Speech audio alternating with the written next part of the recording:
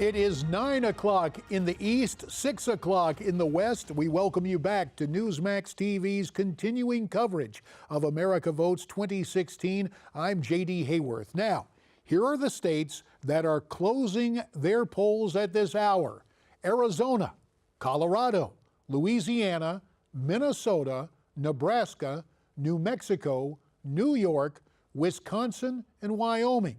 The states that have been called by multiple media outlets for Donald Trump include Kentucky, Indiana, West Virginia, South Carolina, Tennessee, Missouri, Mississippi, Alabama, and Oklahoma. For Hillary Clinton, she has in her victory column Vermont, New Jersey, Illinois, Maryland, Delaware, Rhode Island, and Connecticut.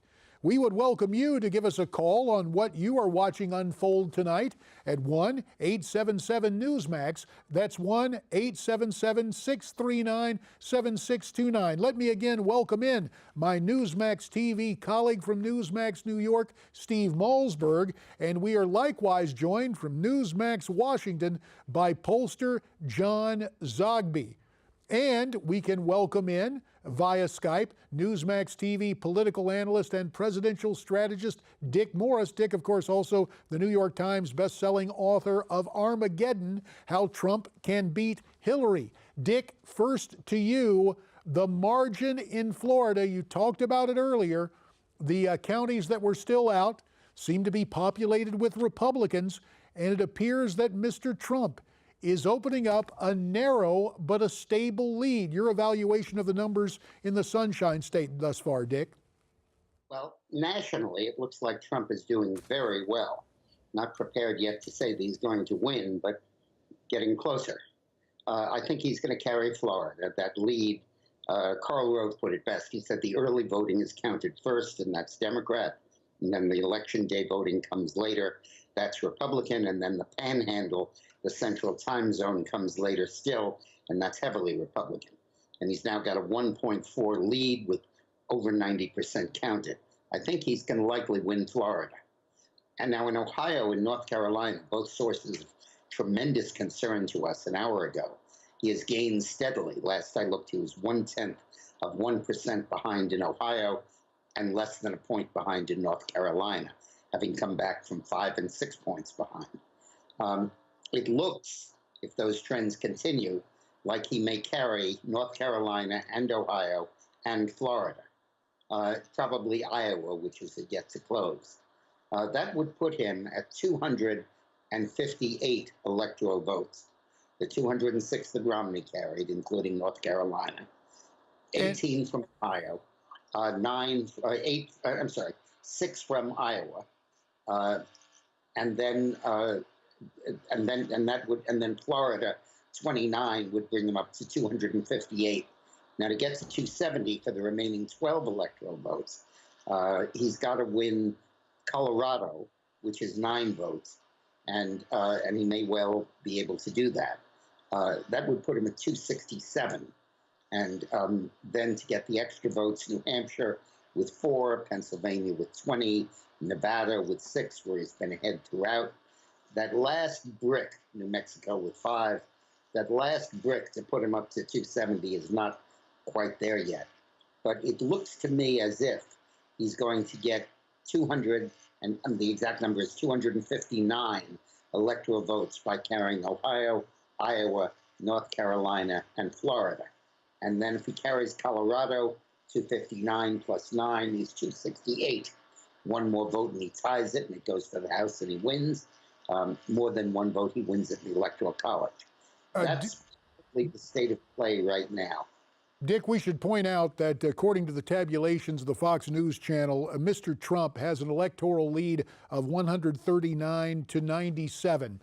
When you look at bumps in the road, and the early evaluation was that Mr. Trump has to run the table, and you talked about momentum in states like North Carolina and what we're seeing in Florida, does Ohio loom as the pothole tonight for Mr. Trump?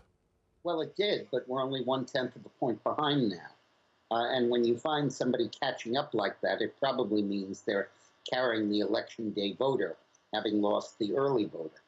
Ohio looks all right for him. The bump that I see in the road is that once he gets to 258, which is Florida, Ohio, Iowa, and North Carolina, all under his belt, how does he get from 258 to 270? Colorado, with 9 votes, is a crucial element in that. If he's not going to carry Pennsylvania or Michigan, he's got to carry Colorado. And then he's within 1 or 2 votes, and then he could pick up that from a number of places. Well, Dick. And Dick, let me interject that the latest from Ohio, unless I'm misreading it, which I don't think I am, he now has a 2-point lead in Ohio, and he has taken a 0.1% lead in North Carolina as well. But now bear in mind that Colorado is a vote-by-mail state, so everything's in right now. And I don't know if it's postmarked today, if it gets counted tomorrow or the next day. I don't know about that. But of the mail-in ballots, the Republicans have 7,000 more than the Democrats. And 20% of the vote in Colorado was unaffiliated. And 4 years ago, Romney carried the unaffiliated by 4 points. So when you put together Republicans outvoting Democrats in the early going, and the unaffiliated voters 4 years ago having gone for Romney, you put together a probable victory in Colorado, which would put Trump at 268 electoral votes, needing 270. Tantalizingly close there, Dick. I tell you what, we know you want to go continue to monitor the numbers. We appreciate your time, and we look forward to more of your insights. Dick Morris tonight via Skype. Let me turn to pollster John Zogby. John, as you sit there at Newsmax Washington and you listen to these litany of numbers, and there's Dick Morris doing the math in his head in terms of the route for the Electoral College, what are you thinking at this point in time tonight in this election?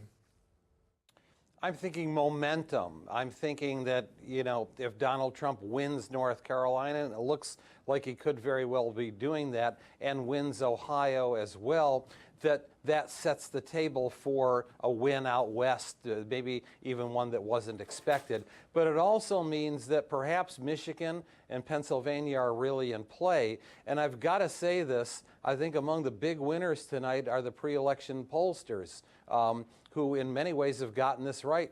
The pre-election pollsters have called it a close race, not only nationwide, but in these key states. That's exactly what it is. The Real Clear Politics average going into Florida was 46.4 Trump, 46.2 Clinton. Boy, as these results have come in, margin of error notwithstanding, look at how close this is, and it looks like it's about going to be 46.4 to 46.2. And so, yay to my profession. But winning Florida, he is positioned to win Ohio. I think he will win North Carolina. I really want to see those numbers coming in from Pennsylvania. Remember, there's a transit strike going on in Philadelphia, and a lot of complaints by commuters that they couldn't get to work or get to the polls. Anything can happen here, and anything meaning a Donald Trump victory. I'm not predicting it. I've said right along, steadfastly, too close to call, but that narrow road that Donald Trump had to victory is just getting a little bit wider, I think. Well, this situation. A lot of metaphors, huh? Boy, I tell you, it's amazing to watch. Steve Malzberg, we just heard John Zogby talk about Pennsylvania. And I guess the line was from James Carville, you've got Philadelphia and Pittsburgh, and in the middle of the state, you got Alabama. I mean, the conservative part of central Pennsylvania, and this is a day of vote. Now, as I listened to John talk about the transit strike, correct me if I'm wrong, I thought I heard they settled it yesterday, but still it might have been tough to get all the buses and the trains and everybody in the right place today. And this vote today in Pennsylvania, boy, it's almost like baking a cake, and it appears that Donald Trump, here's another overused analogy, he's baking a cake. What ingredient is he missing at this hour, Steve Malzberg? I don't know. Maybe I've never baked a cake, so I can't tell. Chocolate. You can never go wrong with chocolate and frosting. But look, look where Hillary chose to put her energies and hold a massive rally outside Independence Hall, and look who showed up, the Obamas, Bruce Springsteen, everybody. I mean, if they felt they had Pennsylvania in the bag, if they felt they could count on the Obama coalition to come out and do it again, they wouldn't have been there. They would have been somewhere else. So it's in play. It's way early. The results have been very slow in coming in. Like you said, there are a lot of parts to Pennsylvania, but there's one part that is Hillary Clinton, Barack Obama territory, and if she doesn't, do as well as he did in that part, look. Another thing is, I have truck drivers that tell me all the time if I'm doing talk radio or if they call the show here on Newsmax TV, and they say, 4 years ago, 8 years ago, I saw Obama signs. And now in these same places in Pennsylvania, I see Trump signs. So that could be problematic for Hillary. Yeah, and JD, can I add something? Yes, absolutely, John. The floor is yours, sir. I was at a British network just a little while ago doing some TV, and I saw a video statement by the president in which he said, "The road ahead may be long and it may be rough." That didn't sound like a victory celebratory statement coming from the president. I am getting some more results in as we continue tonight. Here are the projections from Fox News. Texas, Kansas, Nebraska, North Dakota, South Dakota, and Wyoming, all in the Trump column. That is not a great surprise. It is what the elites have called flyover country. But Texas, John Zogby, what was it? 2 weeks ago, we heard the Lone Star State was going to be targeted by the Democrats. And of course, as we just pointed out, Pennsylvania, that's where all the heavy hitters, including Mr. and Mrs. Obama and Mr. and Mrs. Clinton, closed out the campaign in Philly. Final 30 seconds to you, John Zogby. They're worried. This is too close to call. We may not know who the next president of the United States is when we go to bed or if we go to bed tonight. Well, I'm all for staying up and continuing our coverage, and we would welcome you back anytime, John Zogby, even as you share your wisdom and knowledge with our British cousins on another frequency. Thanks very much for your time. There is lots more to talk about, including this question to you. We'd like to know who you voted for. Log in and let us know at newsmaxpolls.com. There is more ahead as Newsmax TV's special election coverage of America Votes 2016 rolls on.